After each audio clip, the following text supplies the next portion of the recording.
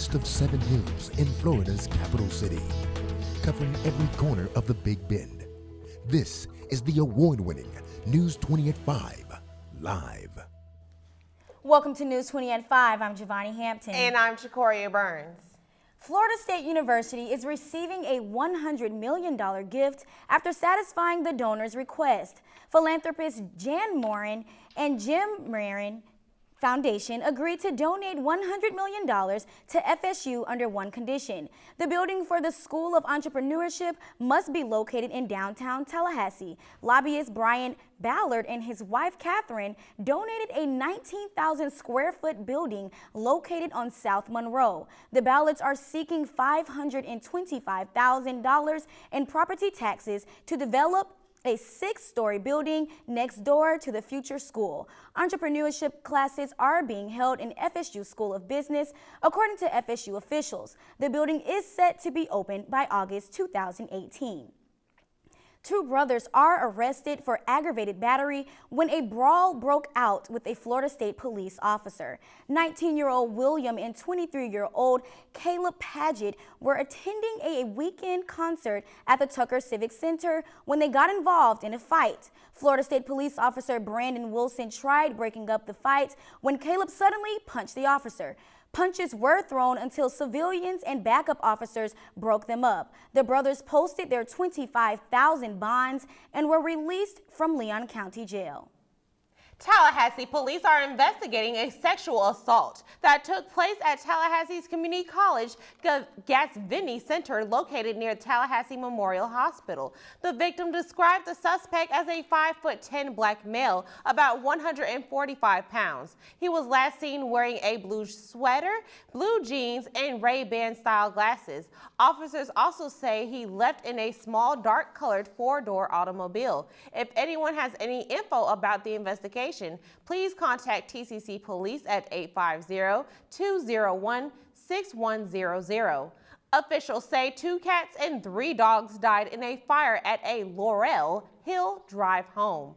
A family of 4 were displaced from the home, as well as the cause of the fire is still unknown, but the homeowner says the blaze started on the back porch. Investigators estimate $500,000 in damages.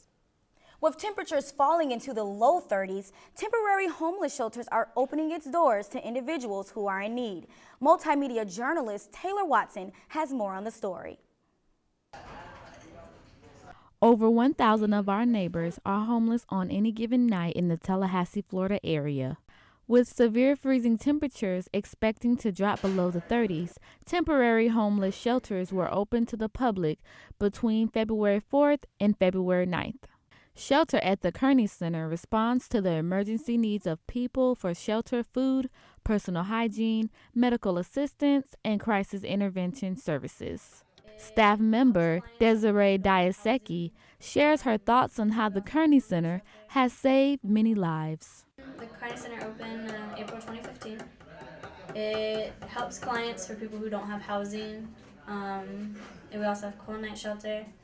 Over 200 men stay here, almost like 90 women stay here. We have more men than women. Since 1986, the shelter has served the needs of homeless women, men, and children in the Tallahassee and the Big Bend area. The shelter is a point entry for the newly homeless, and it also promotes stability 7 days a week. For FAMU TV 20, I am Taylor Watson. For more information about the shelter or for donating purposes, visit TallahasseeLeonShelter.com or call 850-792-9000. A new community clinic that will aid students and residents at Rickards High School is soon on the way. The facility will offer a variety of services through a partnership between Neighborhood Medical Center and Leon County Schools. The clinic's hours will include weekdays and weekends, as well as extended hours on certain days. Rickards students will work with students from FAMU, FSU, and TCC. The clinic is expected to open within 60 to 90 days. Deadlines are fastly approaching to register for the presidential primary elections. According to Leon County Supervisor of Election Officials, the statewide deadline to register is Tuesday, February 16th. If you are not registered as a member of the Democratic or Republican Party, you will not be able to vote in the presidential preference primary on March 15th. They are hosting an informational event on February 16th to help people register and update voters' information. For more details, you can contact Leon County Supervisor of Elections at leonvotes.org. Leaders and activists from across the state made their voices heard about Florida Legislative Senate Bill 110. Multimedia journalist Shakoria Burns has more on the story. It doesn't matter. It prohibits discrimination. The right to have the choice to approve or deny marriage services to same-sex couples due to religious beliefs brought pastors and ministers across Florida to discuss Senate Bill 110. Chris Walker, a pastor in Clermont, Florida, discusses the impact the bill has on his rights as a minister in Florida. They said it's not about discrimination, but it's about protecting the rights of pastors to preach to the content of what the Bible says that we believe. According to Christian Family Coalition, the bill was started in response when the U.S. Supreme Court declared a constitutional right to same-sex marriages in June 2015. Senator Aaron Bean, the author of the bill, discusses more on the protection the bill could bring. It just celebrates religious freedom. That's our mission. It's not about a lot of other things that people want to make the bill about, but religious freedom. Churches have that religious freedom. We just want to give them a blanket of protection. Same-sex marriage has been legal in the state of Florida for over a year, and with opposers such as Executive Director of Equality Florida, Nadine Smith, the bill can be a doorway where bad amendments are offered. With continuous controversy of Senate Bill 110, senators voted in favor of the bill with 6 yeas and 1 nay.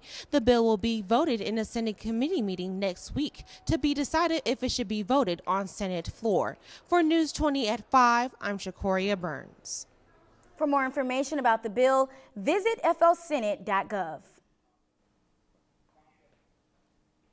The New Hampshire's 2016 election primary results are in with gaping results. Democratic candidate Bernie Sanders reigned victorious against Hillary Clinton. Sanders received 13 delegates compared to Clinton's 9.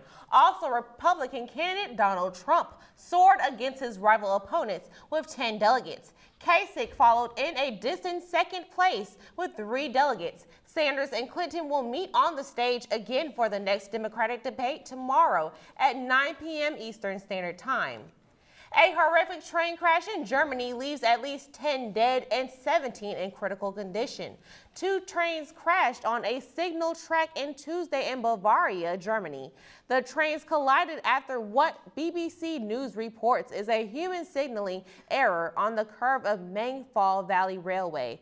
About 80 of the 150 passengers on board have suffered minor to severe injuries. Investigators are looking for the train's black boxes for more information on the accident.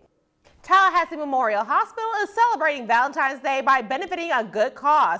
Dr. Irwin and his wife Stephanie Jackson are partnering with TMH Foundation and FSU's College of Medicine to host a Valentine's Day soiree. This event will benefit sufferers of dystonia, a neurological movement disorder. The soiree will be held on Valentine's Day Eve at University Center Club located in Doug Campbell Stadium. That's all for us today.